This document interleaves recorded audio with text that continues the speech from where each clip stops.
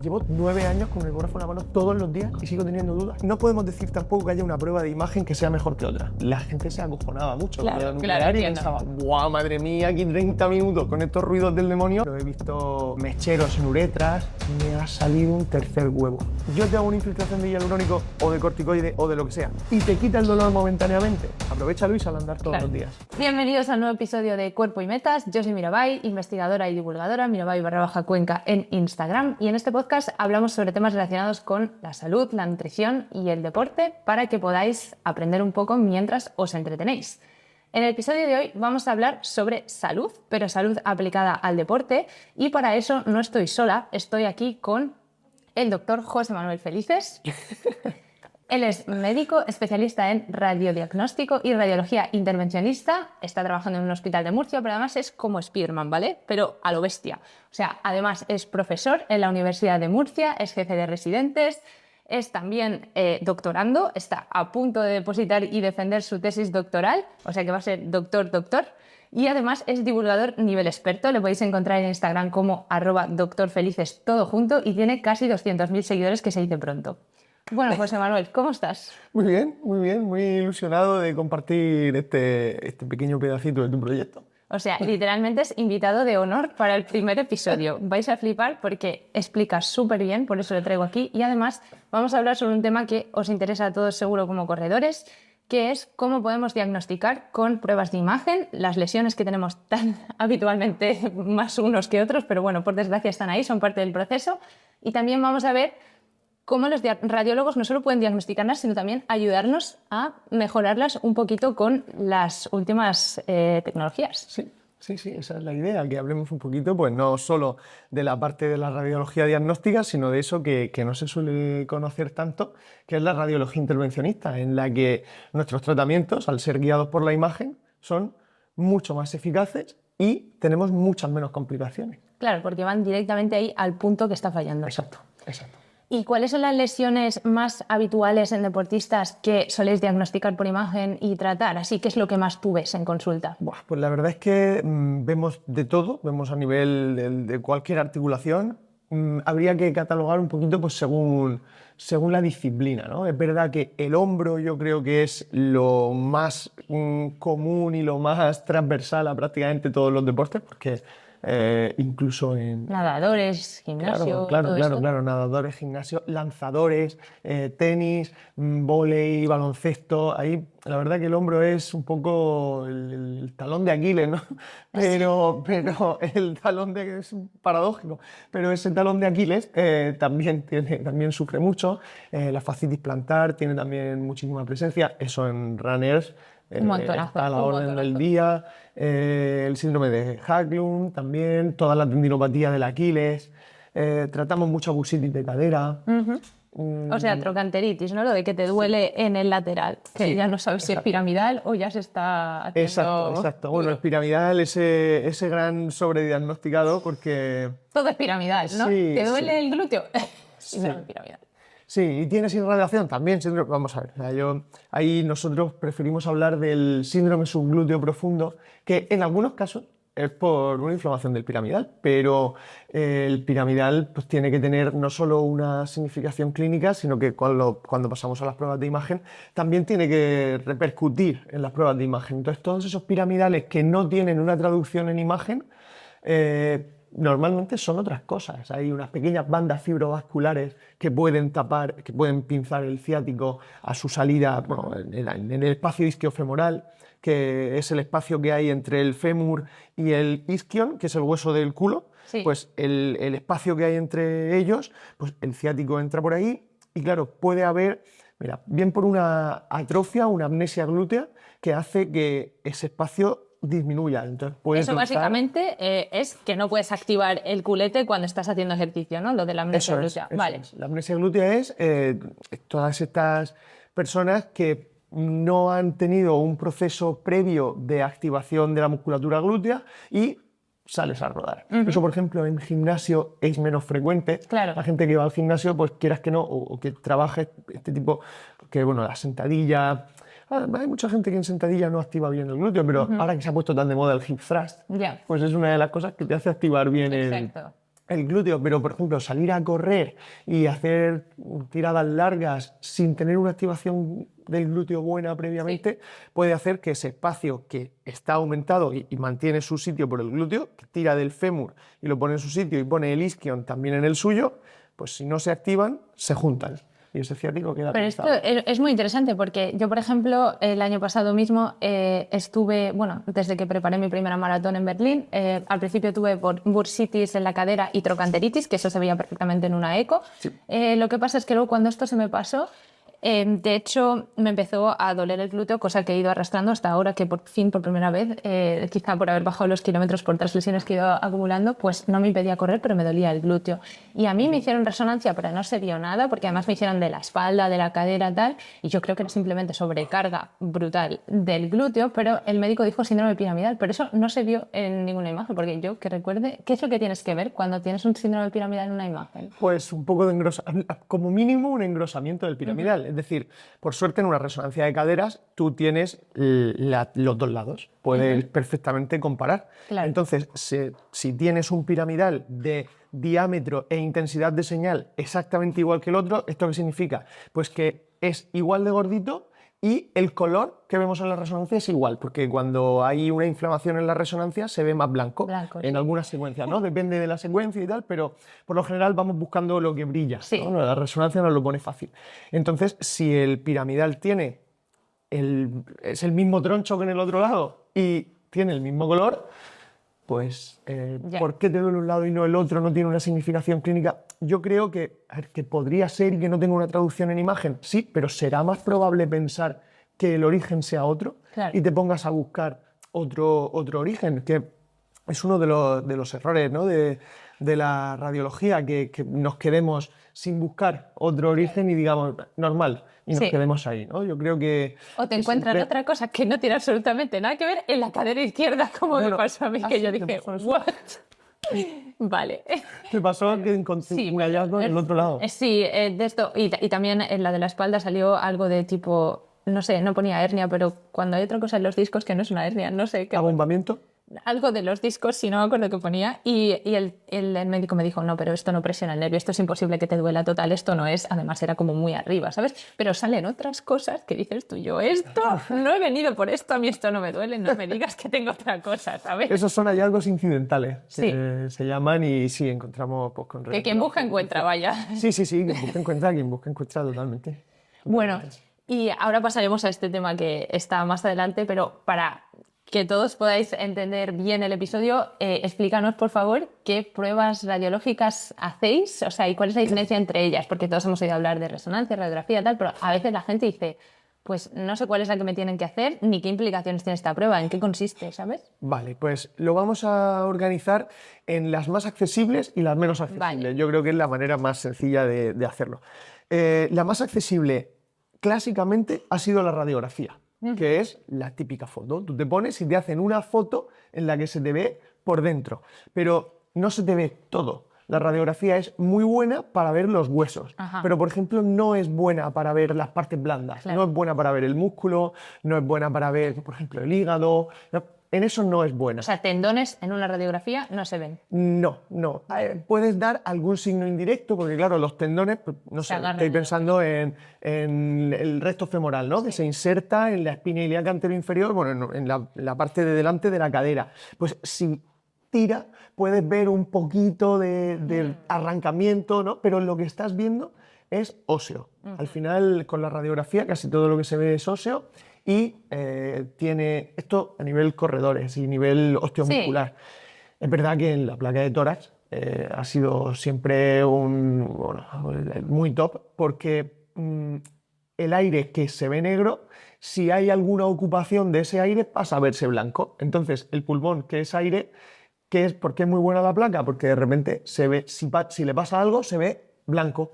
Y no debe verse blanco en el pulmón, entonces por eso, pero hoy día la placa prácticamente no, la Placa y radiografía es lo placa y mismo, ¿no? radiografía es lo mismo. Esto quizás es una pregunta súper naif, pero a veces en el hospital te dicen, te vamos a hacer una placa, tipo, por ejemplo, para ver si tienes una neumonía o no, y tú dices, ¿qué es esto? Eso Vale. es, eso Ok. es. Entonces son lo mismo y ha sido la más accesible clásicamente, pero yo a día de hoy diría que la más accesible es la eco, porque ya no solo está en los hospitales, está pues, en cualquier centro al que vayas de fisioterapia, Sí. encuentras la eco con muchísima facilidad.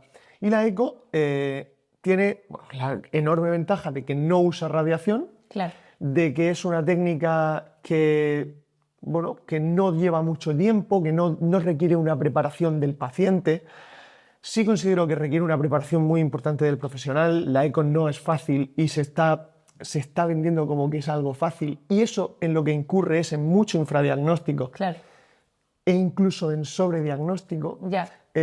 Porque, bueno, es verdad que al estar tan presente, no todo el mundo que la usa está tan preparado. Hay que pensar que los radiólogos, los médicos especialistas en radiología, nos formamos durante 4 años en los que estamos con un ecógrafo en la mano todos los días. Todos los días. ¿Cuántas ecografías habré hecho yo? Yo llevo casi 9 años trabajando en un servicio de radiología entre la residencia y mis años de adjunto. Llevo 9 años con el ecógrafo en la mano todos los días y sigo teniendo dudas. Pero es que sigo teniendo dudas en un hombro, en una cadera, y voy a seguir teniendo dudas toda mi vida. Claro. Y mi compañera que lleva 25 sigue teniendo dudas y me dice, José Manuel, ven y échale un ojo a esto, a ver qué te parece a ti. Y, es decir, Sí, porque no es una ciencia cierta al final, ¿sabes? hacer un Hay que curso en un interpretar. fin de semana, a mí me hacen mucha gracia los diplomas esos de experto en ecografía. Y digo, Experto no. Madre Experto mía, no. madre mía. O sea, hay que tener mucho cuidado. Es verdad que hay que saber cómo usarla y hay que tener mucho cuidado, pero ahí en esta curva de la ignorancia, ¿no? Del conocimiento, de esa ignorancia consciente, la ignorancia inconsciente, la conciencia inconsciente y la conciencia consciente. Pues yo creo que hay mucha gente que con la eco está en ese punto de ignorancia inconsciente. Cuanto más sabes, al final también te das cuenta de todo lo que no sabes. ¿sabes? Solo sé que no sé nada. Exacto, Está clarísimo. exacto, está Pues claro. el problema es ese punto en el que empiezas a creer que sabes y no tienes ni idea. Bueno, Ya, pues así hay que tener mucho no cuidado. te puedes ni imaginar. Y una cosa, si la ecografía no funciona por radiación, así en una frase sencillita, Vale. ¿cómo funciona? O sea, yo sé que te echan ahí como un gel, pero supongo que eso será para deslizar el aparato, pero... No, es para conducir el ultrasonido. vale, ¿ves? O sea, esto yo funciona no por sabía. ultrasonido como los murciélagos. Al final lo que hace es que envía una onda, la onda llega a los tejidos y o bien se absorbe o bien rebota. Entonces, según la cantidad de ecos que le llega al transductor, el transductor tira sonido, pues el que le llega en eco va a ser de un color y el que no le llega va a ser de otro color. Entonces se representa una imagen. ¿Y cuando se absorbe es porque eso está lesionado o por qué no? Cuando se absorbe, no, simplemente te va a dar un color u otro. Por ejemplo, vale. así como te he dicho que la radiografía es muy buena para el hueso, la ecografía es muy mala para el hueso. Ya. Porque el hueso no deja pasar el ultrasonido, se queda y no te genera imagen, te genera una línea de color blanco y detrás no ves nada. Y el aire igual. O sea, el pulmón igual. Así que fíjate lo que te he dicho antes. Hueso y pulmón se ve muy bien en la radiografía y la eco lo ve todo muy bien, menos el hueso y el pulmón. Son se muy complementan. complementarias, muy complementarias.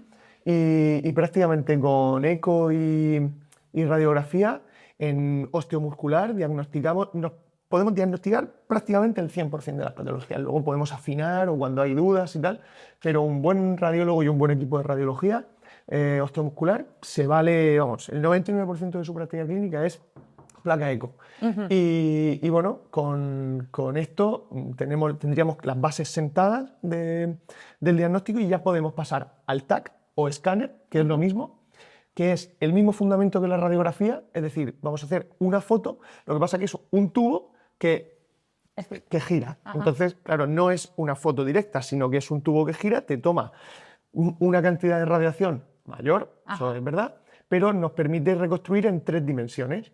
Entonces te permite ver el cuerpo de arriba abajo, de adelante a atrás, de lado a lado y reconstruirlo en 3 dimensiones y hacer imágenes que están muy chulas y que son muy útiles para el Y diagnóstico. por ejemplo, cuando te caes en la bici, ¿no? Que te golpeas la cabeza, porque, bueno, a lo mejor te golpeas la mandíbula, ¿sabes? Que te caes en la barbilla porque llevas el casco y todo esto, porque decían, por ejemplo, hacerte un TAC en Y vez no de una radio. radiografía. Sí, Vale, porque la radiografía es mucho menos sensible cuando hablamos de órganos que pueden ser... importante. Sí. Vaya.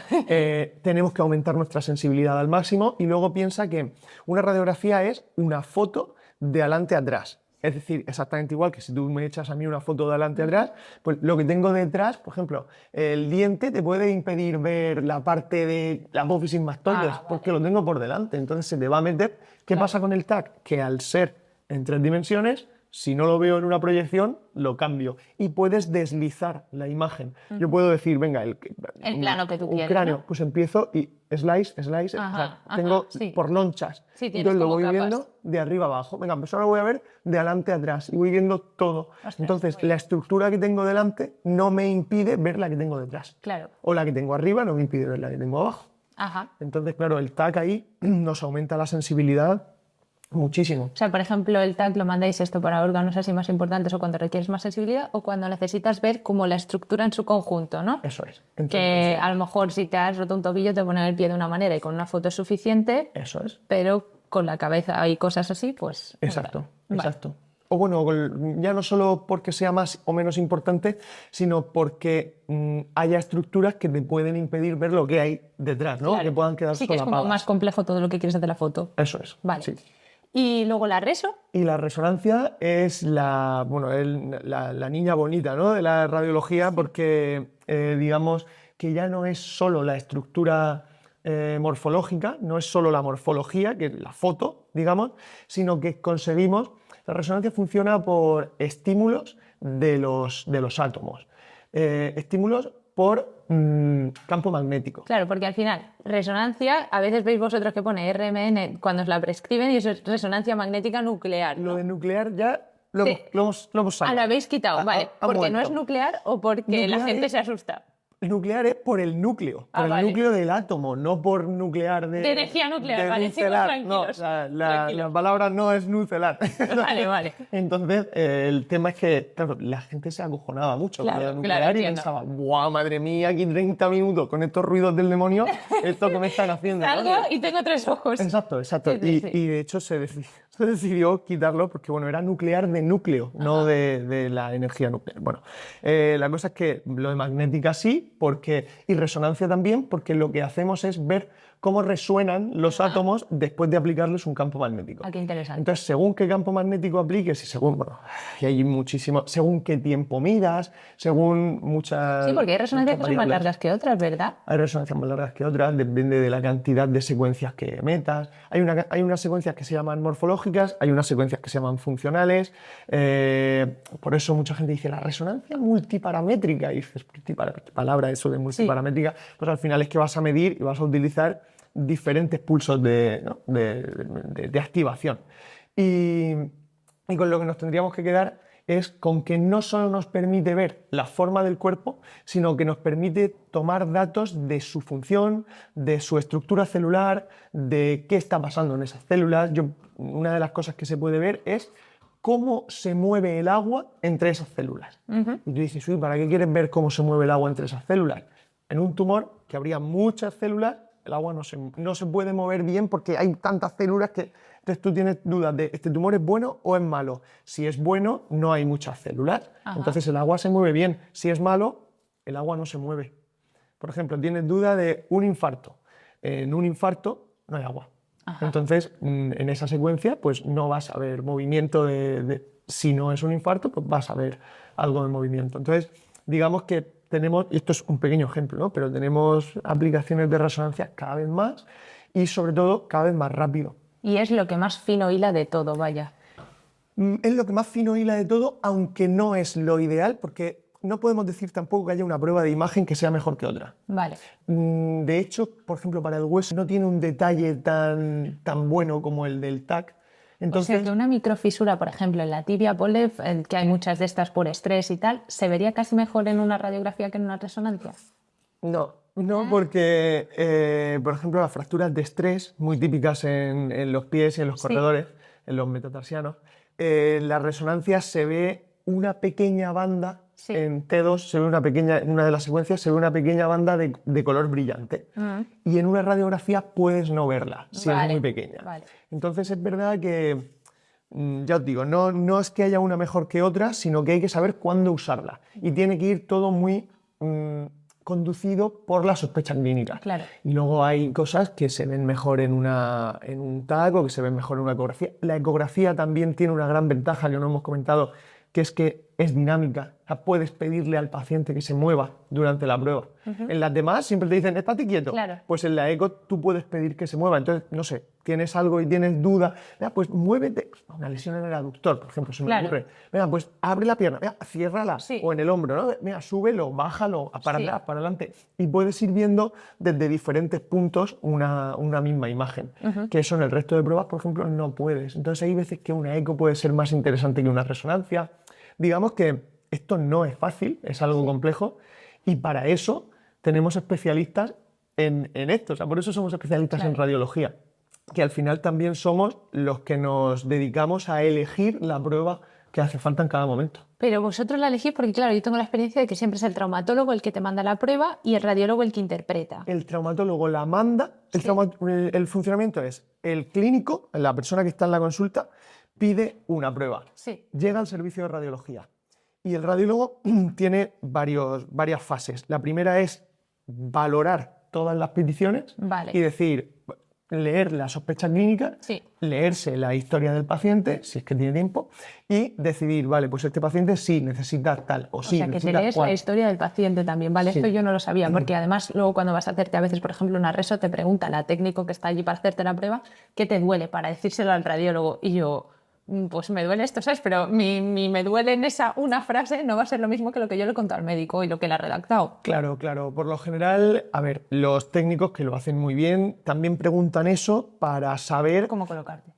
cómo colocarte, para corroborar que todo es correcto. Y luego nosotros también tenemos unos cuestionarios, entonces los técnicos los suelen rellenar Ajá. y nos orienta también, ¿no? Y nos guía, porque también hay una cosa importante y es que cuánto tiempo pasa Ostras, desde ya. la consulta Ostras, hasta ya. el día que tú llegas Esto a es la abrir resonancia. melón. Depende Es también si abrir- vas por lo privado o no, pero es abrir melón. Tremendo melón, sí. Sí. Entonces, bueno, pues tenemos ahí ese tipo de cosas para complementar y al final cuanta más información tengamos mejor. Y a mí me parece muy bien que los técnicos colaboren de esa manera con esos cuestionarios, hacen una labor ahí excelente. Bueno, y está muy bien porque yo una vez le pregunté porque me dice, ¿te has tomado ibuprofeno, paracetamol? Y yo pensando, a ver, no creo, pero porque me pregunta esto, ¿sabes? En plan, no voy a ser que me haya tomado uno y ahora me pase algo en la prueba, ¿no? Y le digo, ¿y por qué me preguntas esto? Y dice, no, por si la lesión se ve disminuida porque te has tomado antiinflamatorio. Y yo, vale. Podría ser, lo que pasa que, bueno, tampoco es habitual que haya un cambio tan agudo en imagen por una medicación. Claro. En otras pruebas de imagen quizá más sensibles como el PET-TAC, que es la que nos faltaría, que bueno, esa ya lo que pasa que es para seguimiento de cánceres, Sí. por lo general. El PET-TAC se da un azúcar marcado con flúor y claro, la célula tumoral consume azúcar con mucha avidez. De hecho, Le mucho cambia más... el metabolismo. Sí, o sea, consume azúcar con mucha más rapidez que las células normales. Y esto no significa que el cáncer se alimente solo de azúcar, por favor. Sí, exacto. Sí. No saquéis extrapolaciones aquí para dietas aplicadas al cáncer. Eso es otro tema que quizá tratemos en otro episodio con un especialista, pero por favor no hagáis locuras ni Sí. conclusiones. Sí, eliminar el azúcar no significa que vayamos a matar de hambre al cáncer. Por desgracia, no es así de fácil. Entonces, bueno, el tema es que esa glucosa marcada con flúor se une a la célula tumoral y brilla, porque el flúor, cuando tú le haces la foto, pues brilla mucho. Entonces, claro, ¿qué te permite el PET-TAC? Pues ver, tanto diagnosticar como hacer seguimiento de la vida que tiene un tumor. Sí, si está más activo, si come más o come menos. Esto un poco simple, en Tamagotchi, pero el tumor. Sí. Sí. Sí. Y esas serían las principales pruebas de imagen. Una cosa que quiero remarcar que suele generar duda es que la mamografía es una radiografía. O sea, Sí. su fundamento es el mismo que el de la radiografía. Pero no se hace para ver partes blandas. Se hace para ver la mama porque, de nuevo, la mama es prácticamente grasa con algo de tejido glandular. Y cuando hay nódulos, en la radiografía pueden verse, Vale. pero sobre todo en la radiografía lo que vamos buscando son las microcalcificaciones. Porque las microcalcificaciones son uno de los hallazgos que hay en las estructuras malas, ¿no? O sea, en los tumores de mama. Ahí lo difícil es diferenciar una microcalcificación de una calcificación de un vaso. por placa de aterosclerosis, ¿no? Que al final la aterosclerosis, pues que si colesterol, que si triglicéridos, que si calcio. Entonces puedes encontrarte ahí pues un poquito de calcio y no ser una microcalcificación. Por eso también pues hay que ser radiólogo para interpretar la mamografía, porque no es fácil. Y mucha gente dice, pues si me hacen mamografía, ¿por qué me hacen eco? Y si me pueden hacer eco, ¿por qué me tienen que hacer la mamografía? Ya. Volvemos a, la ecografía es muy buena para esto de ver en partes blandas, entre la grasa, pero no vería el calcio. Claro. Entonces, una lesión como una microcalcificación, en una eco te la comes. Y una microcalcificación es significativa de un tumor. Por eso necesitamos complementar la ecografía con la radiografía, con la mamografía en este caso. Es un ejemplo de complemento excelente. Pero toda esta gente que dice, no, a mí que me hagan eco solo. Bueno, vale, pues se comerán un tumor en el que hay microcalcificaciones, claro, y la culpa no será del radiólogo. Totalmente. Y bueno, ahora esto me despierta dos preguntas. La primera sí que es más rapidita y para cerrar. Una resonancia, ahora las hay abiertas y cerradas. ¿Son igual de sensibles ambas? Para mí no hay resonancias abiertas. ¿No? No. La resonancia abierta, de momento... ¿Qué es? Porque Hay resonancia Vale. abierta, pero quiero decir que No, yo pero- una resonancia abierta es que no tiene... no tiene la misma resolución. No, Vale. no. O sea, que te tienes que meter en el tubo. A menos que, porque Si por ejemplo mi quieres- abuela no se mete en el tubo, ya Es se lo que digo. es mejor Sí. una resonancia con sedación, es decir, en la que se te... Ah, en la esto que- no sabía. Sí, Sí, en la que vale. se te deje más... Bueno, se pone un fármaco, te quedas tranquilo, y es mucho mejor hacer eso que el infradiagnóstico de una resonancia abierta. La Sí, resonancia... Es que, claro, tienes que crear un campo magnético. Claro, la abierta es esto que tienes, o sea, es que yo solo me he hecho una abierta una vez, el resto han sido todas cerradas, lo que pasa es que a veces solo te meten el pie, si tú vas Claro. a tal. Pero la otra era como un aparato gigante encima, a veces encima de tu cabeza, a veces encima del pie, y pues supongo que eso iba haciendo la foto con una cosa que te pone así alrededor del pie, un aparato Sí, redondo. bobina, sí. Sí. Lo único que la resonancia abierta tiene una resolución mucho menor y la probabilidad de cometer un error, Vale. vamos, aumenta exponencialmente. Vale. Entonces, Bueno saberlo esto. yo como radiólogo no lo considero de momento un avance como para generalizar. Siempre hay casos y casos y hay que individualizar, y te digo, yo elimino la resonancia abierta. La elimino de una práctica clínica hospitalaria. Vale. O sea, puedo entender en algún contexto pues deportivo, pero yo, por ejemplo, si tengo un familiar, o en mí mismo, ¿no? Una sospecha de un tumor de hígado, ¿me voy a hacer una resonancia abierta? Vale. De ninguna manera. Entiendo. De ninguna manera. O sea, para algo lo que yo quiera, un detalle y un diagnóstico lo más preciso posible, no me meto una abierta, al menos de momento. Vale. Obviamente todo viene evolucionando de manera muy favorable, y cada vez las resonancias abiertas van a ser mejores, son y van a ser mejores. Pero de momento yo no lo considero una alternativa diagnóstica eficiente. Vale. Pues esa era la primera pregunta, y la segunda pregunta era, bueno, hemos comentado que algunas pruebas de estas utilizan radiación, otras no, porque son ultrasonidos o son imanes magnético. ¿Son unas más seguras que otras? ¿Cuál es el límite, si pudieras poner uno, de cuántas te puedes hacer al año, ¿no? Tipo, porque tú ten en cuenta que a lo mejor una persona que va así, pues por un tumor o por cosas de, bueno, causas médicas de salud, pues a lo mejor sí que se hace una cada 5 años. Pero un deportista, encima si es uno que tiende a lesionarse y le duelen cosas cada 2 por 3, ¿cuál es el límite de pruebas que te puedes hacer? Vale, ecografías y resonancias te puedes hacer todas las que quieras a lo largo de tu vida. O sea, no tienes Vale. ningún tipo de problema. Radiografía simple, a ver, tampoco puedes, pero la radiografía simple, la radiación que recibes es muy baja. Y sobre todo si es de extremidades. En Claro. extremidades se absorbe muy poco. Ahí hay unas equivalencias que, bueno, a mí no me terminan de gustar, porque te dicen, mira, pues una radiografía de tórax es como, me parece que son 10 horas de vida, o no, las 10 horas son las de extremidades. Creo que Sí, es un 20 día horas, o lo sí. que sea, 20 horas, más Sí. o menos. Una radiografía de tórax, 20 horas. ¿Qué piensa la gente? Una radiografía de tórax, 20 horas, son 20 horas de mi vida. ¿Me ha quitado un día de vida? No, te ha quitado un día o sea, son 20 horas de la radiación ambiental que recibirías, vale, porque en el vale, ambiente bien. estamos recibiendo radiación Ok. en todo momento. Son 20 horas de radiación ambiente, pero ¿estamos solo expuestos a la radiación ambiente? Ya. Estamos expuestos, o sea, por perder vida, ¿no? O por carcinógenos. Estamos expuestos a radiación ambiente, al humo del tabaco, Sí. a los contaminantes de los coches, Sí. a los microplásticos que tenemos una tarjeta de crédito en el cerebro, por lo visto, al alcohol, al cortisol. Es decir, tenemos una cantidad de radicales libres generados por un abanico de estrés oxidativo que no es solo la radiación ambiente.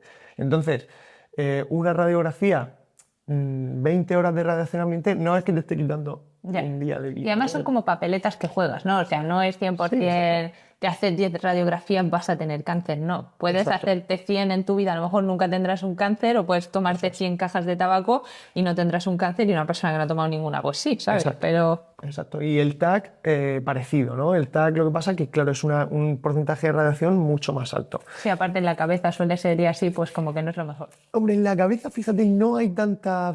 Lo que más radiación absorbe es el TAC de abdomen. Ah, vale. Porque claro, en el abdomen pues estás absorbiendo pues, el hígado, Ya. el útero, en las mujeres sobre todo, por eso se intenta evitar en mujeres en edad fértil, pero de todas maneras, incluso haciéndose un escáner no hay problema. Es decir, cuando lo que tenemos que pensar siempre es riesgo-beneficio. O sea, es la principal defensa que tenemos ante la radiación, es el riesgo-beneficio, porque tú tienes que pensar qué riesgos estoy asumiendo, que por lo general son muy bajos, y qué beneficio voy a obtener. Claro. ¿Tienes un cáncer activo o una sospecha de cáncer activo y necesitamos estas pruebas para pillártelo? Yo prefiero un No, desde diagnóstico a tiempo de una patología que ya de facto tienes frente al riesgo hipotético y en muy unos cuantos bajo, años. y muy bajo de una remota posibilidad de desarrollar un cáncer por hacerte una prueba de imagen. Que ya te digo, es una probabilidad muy baja. Así que yo ahí sí que diría que lo fundamental es la justificación de la prueba, que haya un beneficio. Y, por ejemplo, el deportista siempre se va a tender más a utilizar eco, placa, y el TAC, o sea, en una lesión deportiva, No, es muy raro. va a ser, y en caso de que a lo mejor te tengan que operar. Claro. Entonces, claro, te tienen que operar, pues joder, ya que te vas a operar, yo también querría que la planificación quirúrgica previa fuese lo mejor posible. Entonces, ¿qué nos permite el TAC? Por ejemplo, te has fracturado tibia y peroné. Pues el TAC nos permite, antes de que el traumatólogo abra y se meta al quirófano, saber lo que se va a encontrar Claro. y planificar. Entonces, ya que vas a pasar por un evento canónico como una operación, Sí. pues ten todo lo más atado posible antes. Entonces, ahí el beneficio de un TAC es muy alto. Y por ejemplo, ahí yo te preguntaría también que, a ver, nuevamente, los deportistas suelen ser personas que estamos muy conscientes de nuestro cuerpo y de lo que nos duele en todo momento. Sí. Unos somos, me incluyo, más dramáticos e hipocondríacos que otros. Sí. Entonces, ¿ante qué dolores o en qué ocasiones tú recomendarías hacerte una prueba de imagen o consultar al médico? Imagínate, a ver, cuando te diagnostican, el tratamiento va a ser el mismo. Es decir, reduce la actividad de impacto, intenta fortalecer y cuando no te duela, vuelves, ¿sabes? Entonces, ¿cuándo te harías tú una prueba de imagen? Vale, la pregunta es buenísima y esto da para un podcast entero, o sea, pero no para un podcast entero de un episodio, sino para... Una serie de podcast, chicos, ¿qué es lo que sentís? Os decimos. Entonces, por resumirlo, mira, te diría que lo primero es intentar abordar la noxa, ¿no? Intentar abordar el problema que tienes. Entonces, para eso, la gran mayoría de veces no necesitas una prueba de imagen, sino hacer una buena anamnesis y exploración clínica y ser consciente de qué es lo que está fallando.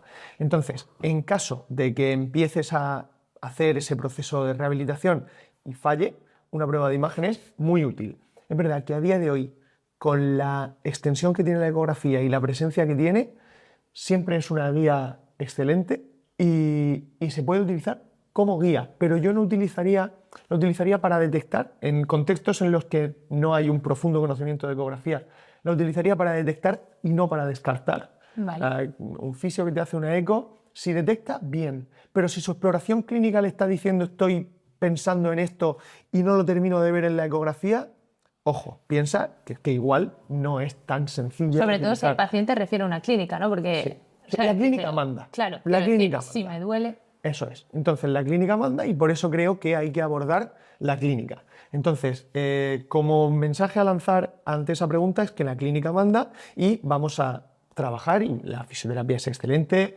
la rehabilitación en estos casos es el modelo a seguir, ¿no? Y creo que sin necesidad de prueba de imagen. Si tienes la facilidad de poder acceder a una prueba de imagen o si en un primer momento esta clínica que manda no responde a un tratamiento adecuado, entonces vamos a dar el salto a la prueba de imagen. Fíjate, me tiro piedras contra mi propio tejado, que al final es lo que me da de comer, ¿no? No, desde luego. Creo que es lo ideal. Y estas pruebas de imagen van a ir guiando un poquito, siempre vamos a empezar, igual que en un tratamiento, de manera escalonada. Yo empezaría, pues probablemente en un deportista, empezaría por una eco, lo complementaría con una placa y ya me plantearía dar el salto a una resonancia. Pero esto de saltar a la resonancia de primera, claro, la verdad es que es un poco matar moscas a cañonazos y tener una probabilidad de infradiagnóstico también alta.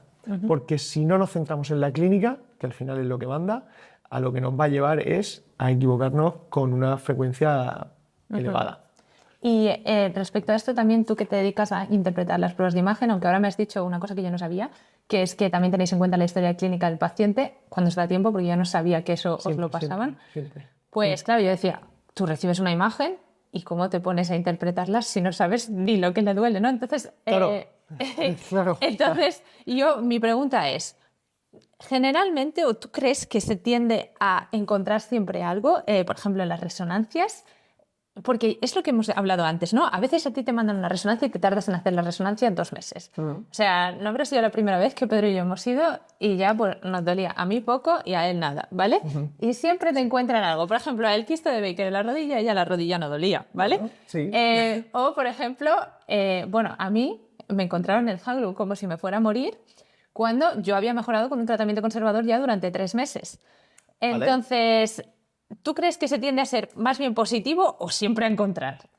Vale, también es una pregunta muy bonita y creo que el tema de un hallazgo en imagen siempre tiene que ir relacionado a una clínica. De hecho, hay una coña en el sector médico de cuando un radiólogo escribe en un informe a correlacionar con la clínica. Sí. Y hacen el meme este de Bart, di lo tuyo.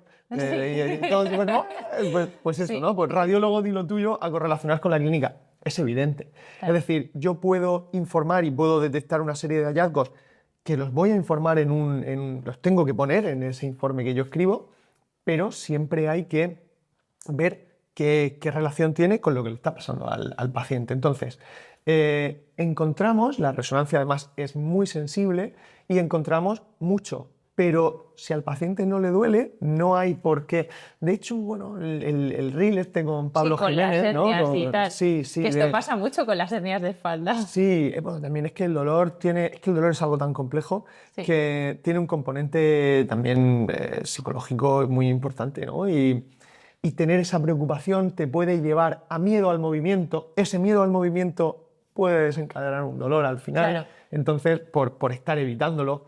Y creo que en muchos casos pues, siempre hay que tomarlo con cabeza, ¿no? Hay que tener muy en cuenta que un hallazgo no significa que vaya a generar un dolor. Yo creo que en estos casos las pruebas de imagen nos tienen que orientar para descartar circunstancias que podrían, o condiciones que podrían darle un problema al paciente. Es decir, si de repente hacemos una resonancia de la Aquiles y exacto, sí, te vemos el hacklock, pero vemos un desgarro parcial, claro. Oye, cuidado, ¿no? Vamos a abordarlo de una manera diferente, entonces tu rehabilitación se tiene que enfocar de una manera diferente, o por ejemplo, en temas de dolor de cuello. Pues, oye, no es lo mismo encontrarte con un dolor de cuello provocado por un abombamiento en un disco cervical que por una hernia o con una extrusión ya importante o encontrar de repente estos síndromes, ¿no? Un Klippel fail, bueno, síndromes de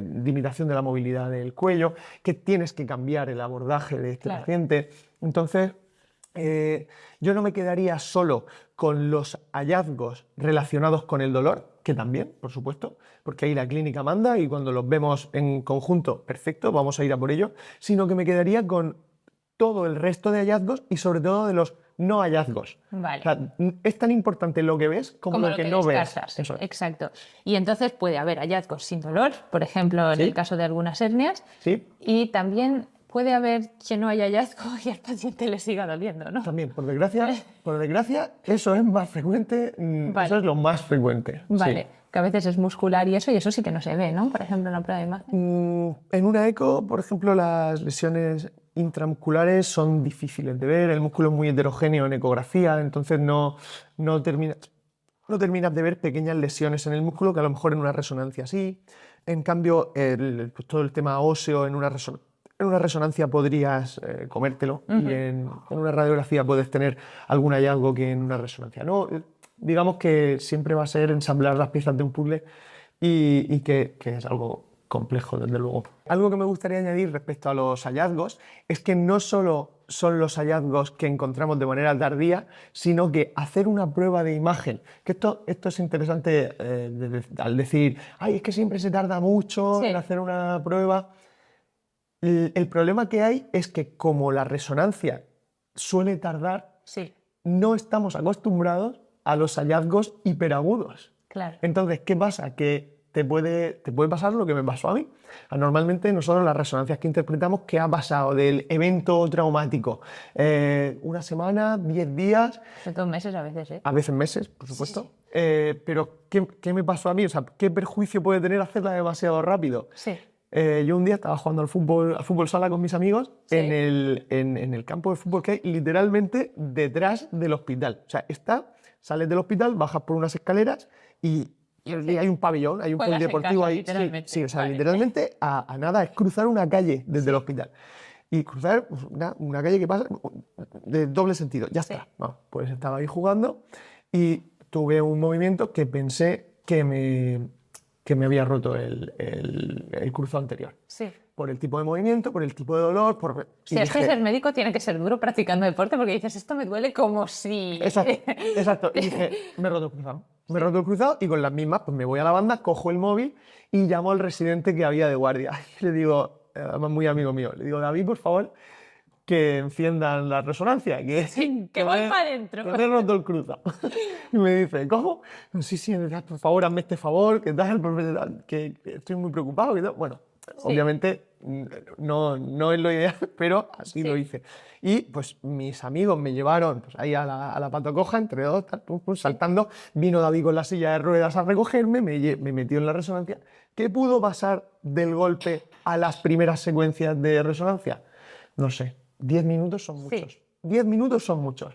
Claro, el cruzado estaba bien, pero eso sí, todos los tejidos blandos, todo el edema que había en el hueso y en los tejidos blandos, no habíamos visto una cosa así nunca. Claro. Pues claro, es que me acababa de dar el golpe. Y tú o sea, dijiste, literalmente me muero, me cortan la pierna, me amputan. llegamos a pensar que, bueno, una de mis compañeras me dijo, no vas a volver a jugar al fútbol con este edema óseo. O sea, eso no vuelve a... Bueno, yo estoy jugando perfectamente. De hecho, me ha dado tiempo a romper, ya me he conseguido romper el cuadricipital de la otra pierna. O sea, O sea, fíjate si te ha dado para tiempo. Sí.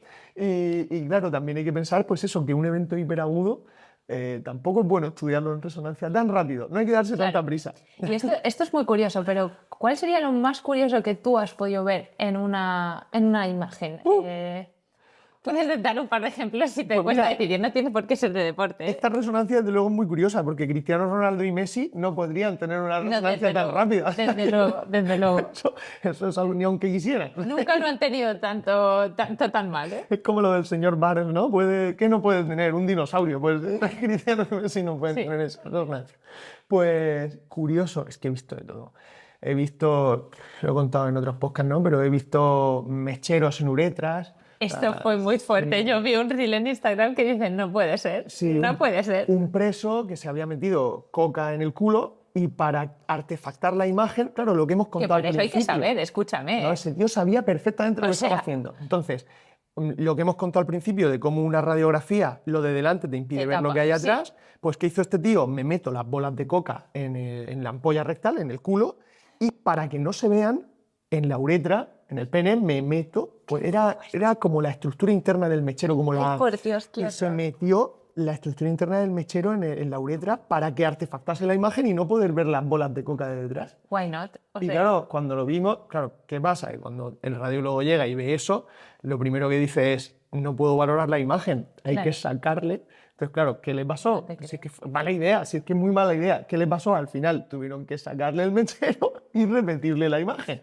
O sea que al final, sí es que no hay que ser maleante. Madre mía, No hay que ser maleante. desde luego. Y más cosas curiosas, pues sí es que te podría contar muchísimas. He visto, bueno, desde afectaciones tumorales, por desgracia, extendidísimas. Hemos visto infecciones de estas que dices, vamos a ver, pero ¿cómo has cogido esto? ¿En qué momento? Es verdad que nos viene mucho paciente del norte de África, ¿no? que tenemos ahí, sí. Entonces ahí es donde, claro, condiciones higiénicas no tan adecuadas y tal, pues sí que llega con mucha tuberculosis, mucho quiste hidatídico. Qué fuerte. Que el quiste hidatídico es un quiste que lo hace una ameba, un parásito ahí horroroso, y hace pues unas zonas líquidas, por ejemplo, lo más típico es en el hígado, pero también en el pulmón, en el corazón, en todas partes. Hace una zona líquida y dentro ves las larvas, ¿no? Entonces, pues no son ese tipo de cosas así. Hombre, es curioso, a nivel científico, a veces incluso decimos, uy, qué imagen tan bonita. Y tú piensa lo que hay detrás de esa frase, claro, piensa lo que hay detrás de qué imagen tan bonita. Hay una persona que tiene una cavidad dentro de su cuerpo con gusanos dentro. Al médico diciendo portada de Nature y al paciente diciendo me quedan 2 días. Bueno, yo alguna vez, una de las cosas así más, el día que yo pensaba que ganaba un Nobel, y es un tío que yo era R1. Pues con el mechero yo creo que anduviste cerca, yo no sé. Yo era R1 y me llega un tío y me dice que estaba en la cama, tumbado, y una noche eran las 2 de la mañana o así. Venía, la ecografía era por dolor abdominal. Un tío de nuestra edad y un poco más joven. Y al final, bueno, yo conseguí conectar con él, estuvimos ahí hablando en la eco, yo era R1, pues practicando, haciéndole la eco, a mí me venía genial, pues nada, un tío joven, además anatomía buena, delgado, yo aquí voy a estar practicando y yo dándole palique. Bueno, y él no paraba de hablar, iba puesto. Entonces, pues nada, él venga a hablar, yo también. Y ya llega un momento en que me dice, oye, que te tengo que confesar una cosa. A mí no me duele la barriga. ¿Cómo que no te duele la barriga? Dice, no. A mí lo que me pasa es que estaba en la cama tumbado, puesto, a saber haciendo qué. Estaba en la cama tumbado y de repente me ha salido un tercer huevo. No te puedo creer. ¿Dónde? Y dice, un tercer huevo, un tercer testículo. Digo, ¿un tercer testículo?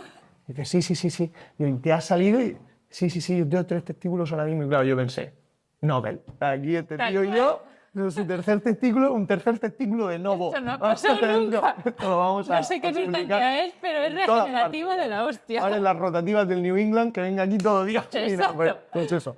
Y de hecho, pues me puse a mirarle y una decepción. O sea, bueno, le dije, pues bájate el pantalón. Me pongo una decepción tremenda cuando veo que no había 3 huevos. Voy a buscarlos, igual se ha metido dentro. Le pongo el ecógrafo y digo, no hay nada. Y le digo que no tienen. Dice, ¿cómo que? Dice, a ver, ¿me lo puedes enseñar? Y digo, mira, uno. Y me dice, ¿me puedes enseñar tu tele? Digo, sí. Me pongo así, le giro. La tele. Mira, tu tele. Digo, mira, 1 y 2. Dice, a ver, en medio no hay nada. Digo, mira, 1 y 2. Dice, en medio. Le pongo en medio y le digo, no, es que no hay nada. Y yo, bueno, se quedó tranquilísimo. Y le digo, mira, vuelve a la puerta de urgencia aquí, que ya no te duele la barriga y por favor que te den el alta y vete a tu casa. No te puedo creer. Y, sí. O sea, a ver, hay gente que está puesta en la cama y se pone en la teletienda y hay gente que dice, me voy a la tele del radiólogo a ver si me ha salido un tercer huevo. Exacto. O sea... Bueno, un uso de las urgencias maravilloso. No, increíble. No va a colapsar Porque esto. ¿quién somos nosotros para juzgar que nos metimos en una resonancia en 10 minutos? Bueno, a ver, eso podría haber sido una rotura de cruzado, pero... Podría haberlo sido. Y bueno, así como para hacer puente ya entre la radiología por el diagnóstico y la radiología por el intervencionismo, mi pregunta también es, en las lesiones deportivas, cuando tú ves pues, lesiones tipo una hernia o lesiones tipo pues, un Haglund, como el mío, Vale. ¿tú eres más pensando de pro tratamiento conservador en el 100% de los casos para que funcione en un 80%, o eres más pro, oye, si veo esto mejor operar a tiempo antes de que se desgaste el tendón o antes de que la hernia vaya más? Siempre hay que individualizar al máximo posible. O sea, tenemos que utilizar nuestro conocimiento no solo para decir estas son las alternativas, sino estas son las alternativas y en tu caso vamos a utilizar esta o vamos a utilizar esta o vamos a hablar de cuál utilizar. El modelo paternalista yo creo que hay que abandonarlo, ¿no? El modelo paternalista del médico decide todo. Es verdad que también hay que individualizar el modelo que utilizas como médico. Ante una persona pues que no tiene capacidad de decisión, pues siempre puedes hablar con la familia o siempre...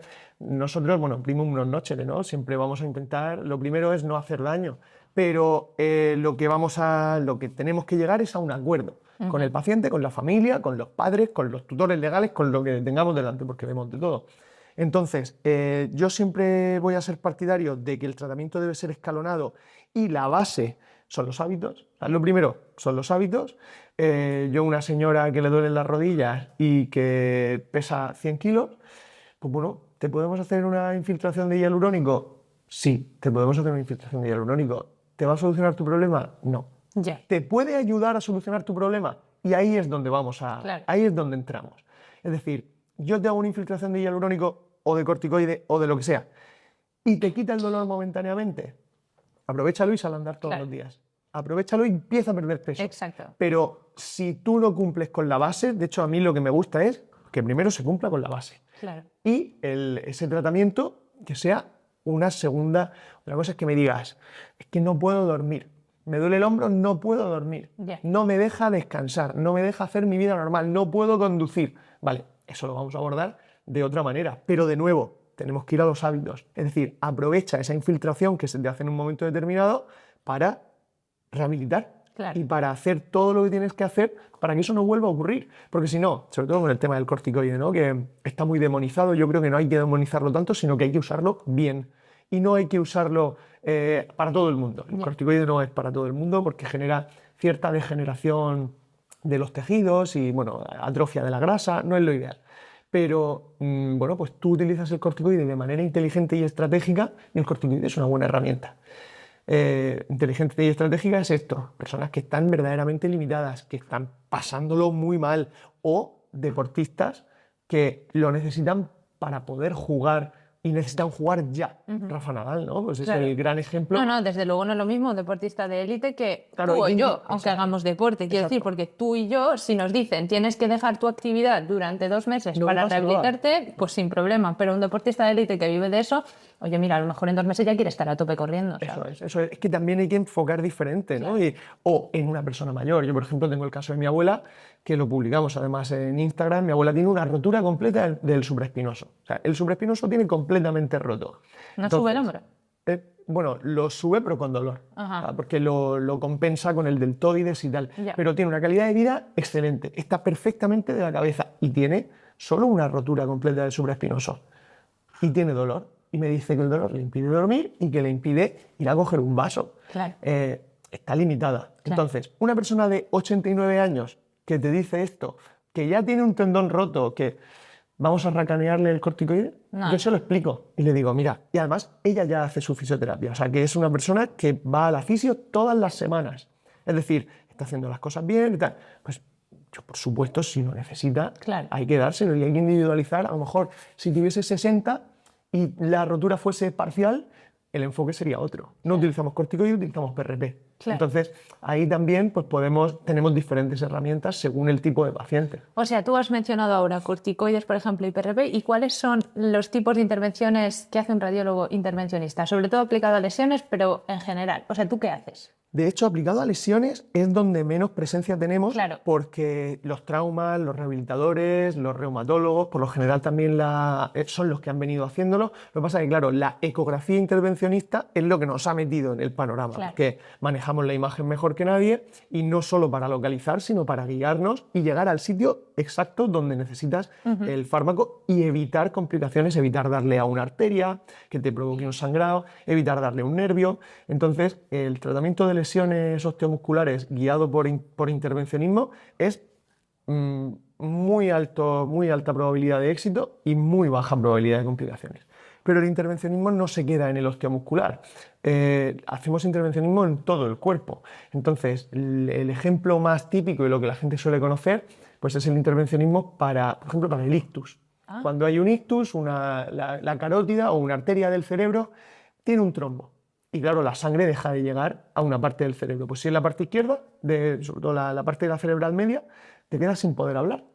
y es ese el stroke, ¿no? El Sí. ictus, te quedas sin poder hablar, se te desvía la boca, dejas de poder mover un brazo de repente.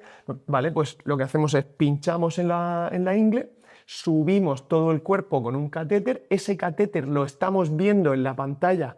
Mientras pisamos en el rayo, lo estamos viendo en la pantalla cómo sube, cómo vamos por el sitio que queremos y lo vemos por la radiología, sin necesidad de abrir. Un cirujano tendría que abrir para con sus ojos ir viéndolo, pero lo vamos viendo, llegamos, nos metemos, vamos subiendo con el rayo, venga, pues el cuello, venga, pues ya estamos en la cabeza. Ostras, Mira, de la pierna a la cabeza. se te ha metido en la arteria que no, venga, pues vete un poquito para atrás, venga, gira el catéter. Entonces, claro, tú vas pues girando, vas moviéndote y vas llegando al sitio que tú quieres. Y cuando estás en la arteria que tú quieres, que es la que está tapada, pues el catéter en su punta tiene una aspiradora. Pues, y te quitas el trombo. Entonces, Ostras. recoges el cable, ¡hala! El paciente Pero qué le estás curando un ictus con un pinchazo en la ingle. En el corazón igual. El infarto del corazón, lo mismo. Sí. Esto Eso normalmente... sí que lo había oído. Y también para colocar stents y así. Eso es, claro. Luego hay veces que en vez de chupar el trombo es que depende de la arteria, esto ya pues, también es algo más complejo.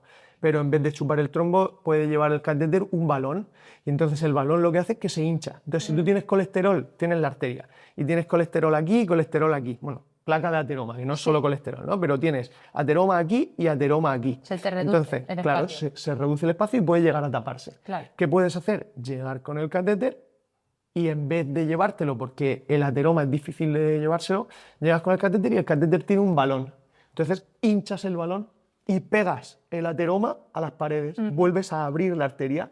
¿Y qué haces para que no vuelva a cerrarse? Le pones el stent, que es ese muellecito que hace que la sangre siga pasando. Eso se hace en el corazón, se hace en las piernas, se hace, bueno, en la cabeza también, en el cuello. Eso se puede hacer en cualquier arteria del cuerpo. Ajá. ¿Y eso lo hace una persona sola o sois varios? Pues qué? a ver, las angioplastias por lo general, bueno, mi padre las hace solo, pero Vale, digo, porque igual es complicado en plan mover la eco y aparte... no, esto no se hace con eco, Ah, vale. esto se hace con rayo, Ah, vale. esto se hace con un arco, con un arco así en forma de C, que el paciente se tumba en la mesa y tiene un arco en forma de C a su Pero alrededor. lo ves en una pantalla la Y imagen. lo ves en una pantalla. Ajá. Sí.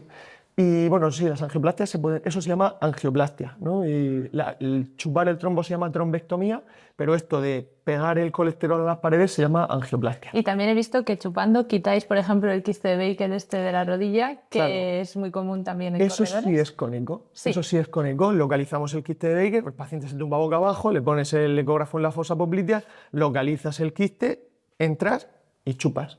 Ajá. Y lo dejas vacío. Luego le pueden meter algún agente para esclerosarlo, que es dejarlo seco.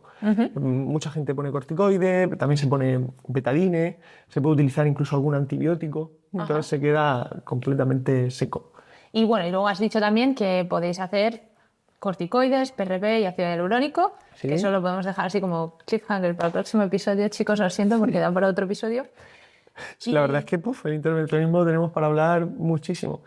Y así ya, así como para cerrar el episodio con un mensaje un poco optimista, yo quería saber el porcentaje de lesiones o, sí, pruebas de imagen que tú realizas a deportistas versus a personas sedentarias. O sea, realmente nosotros creemos que nos lesionamos mucho y hacemos mucho drama con el deporte. Hay gente que te dice, no, mira, es que yo ya llevo 3 lesiones, no vuelvo a correr. Sí. Pero ¿qué es peor? ¿Quedarte en el sofá o correr? Claramente, lo peor es quedarse en el sofá. O sea, claramente, la diferencia entre la patología de un deportista, el deportista normalmente acude porque está lo que tú has dicho, está muy concienciado, llega a rayar la hipocondría, ¿no? Por decir, quiero sí. estar al 100%. Sí, Entonces, sí. un deportista muchas veces acude por un problema que una persona sedentaria no le daría importancia. Claro. Entonces, ese tipo de lesiones son lesiones que responden muy bien a los tratamientos. Y roturas o eventos agudos en un deportista se van a recuperar muy bien gracias al estado de forma previo que tiene. Una de las principales cosas que yo escribo en todas las resonancias de columna lumbar, que mucha gente pues, se ciñe a decir lo que pasa en los discos y si hay una hernia o no hay una Claro. hernia, yo siempre hablo del estado de la musculatura paravertebral. Ajá. Porque yo que me he recuperado de una hernia lumbar, ¿qué pasa? Que mi musculatura paravertebral eran bloques. Entonces, claro, tenía una muy buena musculatura paravertebral y me permitió una rehabilitación muy buena. Si tú en vez de tener una buena musculatura en torno a tus vértebras, tienes músculos infiltrados por grasa, Claro. porque eso en la resonancia se ve, esa grasa no te va a permitir, te va a dificultar mucho la recuperación. ¿Y por qué es esto? O sea, ¿por qué, por ejemplo, unos músculos fuertes te ayudan a recuperar toda una hernia? Pues porque al final tú lo que quieres cuando una hernia es una pérdida Sí, es que creo que no sé lo que es una hernia. Pues una hernia es el disco, tiene un núcleo pulposo, que es principalmente agua, y alrededor un anillo de fibras que lo contiene, que contiene este agua. Pues una hernia es el disco pierde agua, el disco recibe cargas todo el día, ¿no? En todo momento recibe cargas. Pues si esas cargas van al disco, el disco se chafa como una hamburguesa. Es como si tú estuvieses chafando la hamburguesa todo el día, todo el día, todo el día, todo el día. Pues al final esa hamburguesa se chafa y se mueve hacia los lados. Si se mueve hacia los lados, la zona de agua puede romper las fibras que hay a su alrededor. Si rompe esas fibras, el agua se puede colar. Y esa zona, bueno, es agua, esa zona más de núcleo pulposo que se cuela a través de las fibras, eso es la hernia. Ajá. O sea, la zona de dentro rompe, debido a chafar, rompe las fibras del anillo por la presión que está ejerciendo, sale y entonces empieza a tocar, te puede tocar un nervio, Y eso te no puede duele. tocar la médula, Claro. y eso es lo que... Y bueno, pero- la rotura del anillo ya duele per se. Ah, vale. Entonces, por eso hay muchas veces que encontramos protrusiones... Eso, protrusión es lo que me encontraron a mí, Vale. por cierto, al principio del episodio. Ya. Hernia, la protrusión y la hernia son lo mismo. O sea, la protrusión es un tipo de hernia. Ah, vale. Hernia hay protrusión y extrusión. Ajá. La protrusión es una salida del núcleo pulposo con una base más ancha que la punta, y la extrusión al revés, es una base más estrecha que la punta. Ajá. Esto con una imagen se ve perfecto, Sí. de hecho me han dado una idea para un reel de Instagram. Ajá. Entonces, Aquí estamos, para servir. Entonces, bueno, son patologías que al final duelen, pues eso, porque se rompe el anillo fibroso, sale y te genera ese dolor. Y si toca el nervio, pues duele mucho más, y es cuando ya viene el dolor hacia la piel. De una día para abajo y sí, eso. exacto. Y entonces eso te lo pueden quitar en una operación, pero lo que yo no sabía es que se puede reabsorber con ejercicio. No es que se reabsorba con ejercicio, es que lo que estamos buscando es que esas cargas que recibe el disco no las No las reciba reciba el el disco. disco. ¿Quién la va a recibir? La El músculo. musculatura. Entonces, si el músculo es quien está, porque es quien se inserta en la vértebra y quien sostiene toda esa carga que va a recibir el disco. Si en vez del disco la recibe el músculo, tu capacidad de recuperación es mucho mejor. Aunque tengas el líquido ese que se sale. Claro, aunque tengas el líquido ese que se sale, tú lo que tienes que conseguir es que esas cargas que tú le estás dando a tu cuerpo, si quieres mantenerlas, es sustituirlas por la musculatura. O sea, que sea la musculatura quien coge las riendas, de quien asume esa carga. Y eso se consigue, pues, haciendo una rehabilitación específica para esto. ¿Qué me pasó a mí? O sea, en mi caso, ¿por qué me hice una hernia de disco? Porque yo estaba tirando con cargas en el gimnasio más altas de las que mis articulaciones estaba vertebrales preparada. estaban preparados. Sí. Entonces, si por eso hacer locuras en el gimnasio es peligroso, ¿no? Y es el tema de las técnicas. Sí, pero tampoco son, bueno, yo entiendo, no sé en tu caso, pero entiendo que tampoco a veces son locuras. A mí lo que me pasa con correr es que tú no te das cuenta porque tú Bueno, piensas claro. que puedes. Quiero Claro, decir, claro. es muy complicado siempre controlar la carga y por eso yo creo que muchos médicos, a ver, ahora cada vez más, pero muchos médicos a veces no prescriben ejercicio porque para ellos es muy complicado gestionar la carga. Entonces, lo más sencillo es decirte, reposa, porque así no te va a pasar nada. Por supuesto, y de hecho eso es lavarse las manos, o sea, Claro. eso es lo fácil, eso es lo fácil. Y sí, es verdad que muchas veces no son locuras, porque claro, yo ahora te digo esto, pero yo movía esos kilos. Claro, es quiero decir. yo decía, aquí Newton inventó la gravedad para que yo mueva esta barra, ¿no? Claro. Sí, está claro. Si fue inventada fue por algo. Entonces yo fui y tiraba para arriba y pues nada, pues Sí. salía y levantaba esos kilos.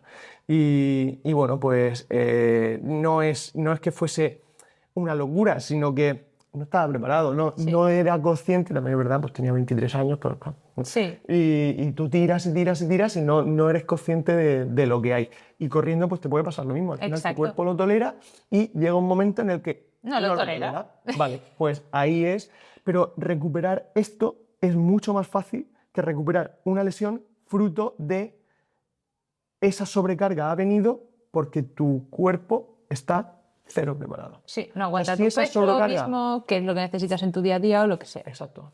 Si esa sobrecarga se la estamos dando por una actividad, bueno, pues por una actividad excesiva, ¿vale? Pero si esa sobrecarga viene porque no estás preparado y lo que pasas es de inactividad a un mínimo de actividad, la rehabilitación va a ser muy difícil. Claro, entiendo. Muy, muy difícil.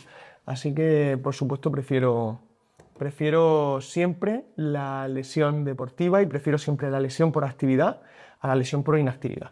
Y muy bien, esto yo creo que ha quedado claro, luego haremos un resumen así de los puntos clave, pero ya últimas así preguntas un poco más filosóficas, porque además me has contado que te vas a ir a hacer un curso de IA a Estados Unidos.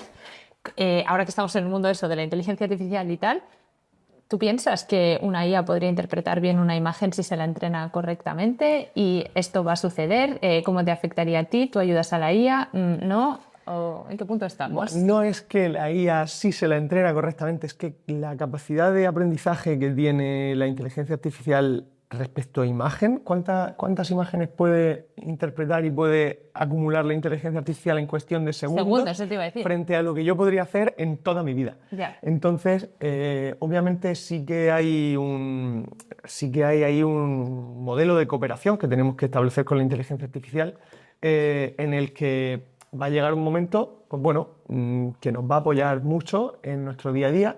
No sé si llegará a sustituirnos, yo creo que no. Y en caso de que pues ahora mismo tú no te subes, igual que no te subes a un avión que no tiene una inteligencia artificial pilotando, ¿no? Ojo, pero que ahora hay taxis en Estados Unidos que no tienen piloto, tienen una cámara 360 y la peña se sube. Yo creo que no me subiría, pero la peña se sube. Te lo juro, lo he visto el otro día en un vídeo de YouTube. Hostia, pues no lo sabía, pero fíjate, ahí ya entran los condicionantes éticos, morales, entra toda la parte más humana, ¿no? Igual que en la medicina, los médicos nunca llegaremos a ser sustituidos por una inteligencia artificial del todo porque la comunicación de una mala noticia... Claro, no, bueno, eso por supuesto, eso pasa además, pero aparte yo creo que no sé si nunca podrá llegar a hacer, porque el paciente te habla y es una conversación. A ver, que tú puedes tener una conversación con la IA, pero yo no sé, creo que, bueno, igual sí, con los modelos nuevos de razonamiento, pero la interpretación que tú das al diagnóstico más la clínica del paciente, no sé. Sí. Bueno, claro, es que también hay que interpretar la imagen y lo que decíamos, ¿no? Siempre hay que ponerla en un contexto clínico. Entonces, la inteligencia artificial igual ahora mismo es muy buena detectando. Claro. Y detectando y diciéndote, oye, esto. Y nos apoyamos mucho, por ejemplo, en un TAC de tórax y queremos ver si hay nódulos pulmonares malos. Pues a lo mejor mi sensibilidad de mi ojo, si estoy viendo cientos de miles de puntitos, pues se me puede escapar alguno, ¿no? Y que sea un nódulo. Eso a la inteligencia artificial no se le va a escapar y a lo mejor te dice, oye, mira, he detectado échales un ojo. Entonces vas de manera más dirigida. No puedes sustituir a la valoración previa tuya clásica. Claro. Entonces tú tienes que verlo y luego puedes apoyarte en la inteligencia artificial para ver si algo se te ha escapado que esta inteligencia te proponga. Entonces, bueno, pues interpretamos. Yo creo que es darle interpretación a algo que la inteligencia artificial puede detectar y nos puede liberar tiempo, porque ahora mismo es lo que te iba a decir. El trabajo en radiología... Claro, lo veo a lo mejor más como un acelerador de tiempos y un liberador de carga de trabajo, pero nunca yo creo que nunca creo que vaya a ir sin una revisión posterior, porque también hay meteduras de pata. Claro. Yo esto lo veo, bueno, en programación y en mi trabajo, que a veces te la lías parda, ¿sabes? Por supuesto. Y a lo mejor es una vez de cada 1000, pero se la puedes jugar, ¿sabes? A mí me hace gracia ChatGPT. Yo muchas veces, pues, cuando te dice algo y le dices, oye, que no. Que esto, Sí, te dice, tienes razón. Sí. Y yo... Es el cuñado de cómics. Sí. O sea, yo digo, pero bueno, ¿esto de dónde sale? Esto parece un cómic de Ibáñez. O sea, es que, de verdad, es impresionante. Sí. Pero bueno, la verdad que sí que tiene muchas aplicaciones y creo que va a venir a acompañarnos. Mira, una de las cosas buenas que nos podría liberar es de la cantidad de trabajo que tenemos de interpretar pruebas de imagen. No solo hay que interpretarlas, hay que contárselas al paciente. Yeah. Entonces, igual que el especialista en digestivo es quien sabe toda la clínica digestiva, la imagen, igual podríamos hacer equipos multidisciplinares que van a redundar en beneficio para el paciente, porque esta prueba de imagen y todos estos hallazgos y estas palabras tan raras que pone, te la explicamos el digestivo y yo juntos. Claro. Entonces, eso va a redundar en mejor información para el paciente y ahora mismo un radiólogo no se puede plantear eso. No se puede plantear liberarse para meterse en una consulta por la cantidad de carga de trabajo que tenemos en la pública, en la privada. O sea, no hay radiólogos en paro, hay trabajo. Claro. Yo podría estar trabajando 24/7. Ya. 24/7. Pero yo y todos mis compañeros, Sí. O sea, hay pruebas de imagen y porque la radiografía, por ejemplo, en los hospitales grandes ya no se informa. Ya nadie hace informes de radiografía a no ser que se pida específicamente. De radiografía. Hay pruebas dices, ¿no? sin informar. Sí. Es Hay verdad. pruebas sin informar. Entonces, imagínate la cantidad de trabajo que podríamos estar asumiendo No, y no totalmente. estamos haciendo. Entonces, bueno, el sustituir a un radiólogo o que el radiólogo se quede sin trabajo es algo que suena post-apocalíptico. Ajá. Entonces, Bueno, y pues nada, vamos a hacer si quieres ahora un resumen de los puntos claves que hemos tratado, porque como ha sido un episodio largo, pues para que la gente al menos se lleve unos mensajes a casa, los más importantes del episodio. ¿Quieres empezar tú o hago yo? pues empieza tú Venga, y empiezo yo. te sigo. Te recojo el Sí, cable. si me columpio en algo, yo te digo lo que me he quedado así como Vale. persona que ha escuchado esta charla, ¿vale? Exacto, que además también me interesa a mí para ver Sí. la actividad docente, ¿no? Exacto. Aunque bueno, es verdad que Yo creo que lo has hecho muy bien. tú estás muy bien preparada también para recibir esto. O sea, Bueno, que no todos- es como la yo- población general. Sí, pero en realidad la audiencia de este podcast yo creo que está preparada porque todo el mundo que le hables de pruebas de imagen va a estar interesado y va a saber como yo, porque yo lo que sé no es de mi carrera para nada, ¿eh? Yo lo que sé es del todo lo que yo al médico, ¿sabes? O sea Ya. que- Bueno, pues yo creo que lo primero que me ha quedado claro es fundamental que los radiólogos no solo hacéis diagnóstico, también hacéis intervenciones, cosa que yo no sabía. Perfecto. La segunda cosa que me ha quedado clara es que hay, bueno, muchos tipos de pruebas, que todas ellas son relativamente seguras, que no existe una mejor prueba para cada sintomatología o para cada lesión, hay que individualizar en función del caso del paciente. Perfecto. Pero bueno, las más comunes son ecografía, que te vale para tejidos blandos, el músculo lo ves regular, pero te vale para tejidos de no sé si cartílago, esto no lo hemos dicho, pero bueno, tendones te vale. Sí, y cartílago también. De cartílago también. Hueso es malísima, la eco no vale para hueso. Luego Vale muy poquito. Vale pero poco. sí. Luego tenemos la radiografía, que es la clásica para hueso, pero es una foto. Si quieres ya una imagen en 3D o así tienes como capas que te puedan impedir ver lo que tienes atrás, te tienes que hacer un TAC. Sí.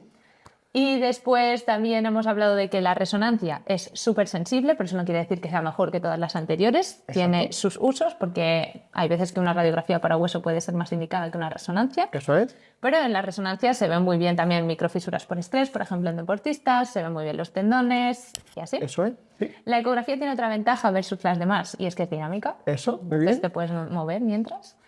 Y bueno, yo creo que así un poco todo. Respecto a cuándo te las tienes que hacer, pues esto, nosotros somos bastante hipocondríacos, pero a ver, suele ir bien empezar siempre por un tratamiento conservador. Si no funciona, entonces ya te haces la prueba de imagen, pero es verdad que si tienes la posibilidad de hacer una prueba de imagen desde el principio, sobre todo una eco, que no cuesta nada, pues siempre va a ayudar. Eso es. Y Sobre todo si estás jugando al fútbol y piensas que te has roto el curso anterior. Eso no se hace. Eso está muy mal. eso es claro, porque si eres médico ya eres hipocondríaco a pero nivel VIP. está muy mal, está muy mal. O sea, la anécdota es muy divertida, pero está muy mal. Pero sí Ah, es divertido. Sí. Bueno, todos en nuestro campo pecamos de lo nuestro, evidentemente. Exacto. Y luego también hemos hablado de ya la parte intervencionista, ¿no? Porque del diagnóstico más o menos esto es como lo más importante, ¿no? Sí, te diría que sí. Luego de la parte intervencionista, pues hemos dicho que hay distintas técnicas que hacéis, por ejemplo, infiltraciones con corticoides, con PRP, con hialurónico, que lo trataremos en otro episodio, que no hay que demonizar unas y otras, sino usarlas para lo que se tienen que usar, que es precisamente para remitir un poco la sintomatología y aprovecharlo para rehabilitar, fortalecer, entrenar. ¿Vale? Y después también hemos dicho que sirve para muchas otras aplicaciones que no tienen que ver con el campo del deporte, pero sí con la salud, como por ejemplo para quitar trombos de arterias o venas. Sí. Sí. Para quemar tumores, que eso no nos hemos metido, pero Ajá. también estamos quemando tumores sin necesidad de abrir. Para quemar tumores, pues, para meter balones que amplíen Sí. el flujo sanguíneo. Drenar infecciones. Quitar quistes. Sí. Podemos Exacto. hacer drenajes de prácticamente todo. También para tomar muestras de lesiones sospechosas. Ajá. Esto es un tumor, ¿es bueno o es malo? No lo sabemos. Lo pinchamos y en vez de abrirte, pues lo pinchamos guiado por la ecografía. Pues para todo esto os puede servir un radiólogo intervencionista. Y además hemos dicho una cosa muy importante, un mensaje que os tenéis que dar todos aquí, y es que por mucho que nos lesionemos, siempre sería peor que estuviéramos en el sofá. Así que no os preocupéis, las lesiones que tenemos al final son minucias que se nos curan en unos meses. Sí, a veces te tiras un año, pero yo creo que en personas sedentarias se ven otros problemas que a veces ni siquiera tienen solución. Así que Eso es. seguid corriendo, seguid haciendo deporte, el que os guste. Y bueno, pues ya habría que darle las gracias al doctor Felices, porque yo creo que es que ha sido un invitado de honor en toda regla. Muy bien, pues nada, para mí también es un honor estar aquí y que haya relación tan buena entre las personas que estamos intentando pues, que la salud se conozca Y mejorar nuestra salud, al final Sí, sois a los sí, que sí, sí. recurrimos. No, bueno, pero yo creo que esto es algo bilateral, ¿no? Que vosotros también estáis haciendo una labor excelente, Pedro y tú, vamos, divulgando por el running y por una disciplina además tan fácil de engancharse Sí, y, es verdad. y que puede tener tantos errores y tantas cosas si no hay una base de conocimiento. O sea, creo que ahí estáis haciendo una labor poblacional, ¿eh? Una promoción de la salud muy importante y creo que todo este tipo de proyectos nos tenemos que apoyar entre nosotros, entre gente joven con ganas de Eso es. hacer esto, vamos, para mí un auténtico honor. Pues muchas gracias. Ya sabéis que si queréis seguir al Doctor Felices en Instagram, porque tiene reels explicando todo esto increíblemente bien y con imágenes, lo podéis encontrar como @doctorfelices, todo junto. Y bueno, si os ha gustado, darle like, suscribíos, si lo estáis viendo en YouTube sobre todo, pero bueno, en cualquier plataforma, y una valoración en Apple Podcast siempre se agradece. Y compártelo. Eso es. Adiós. Chao.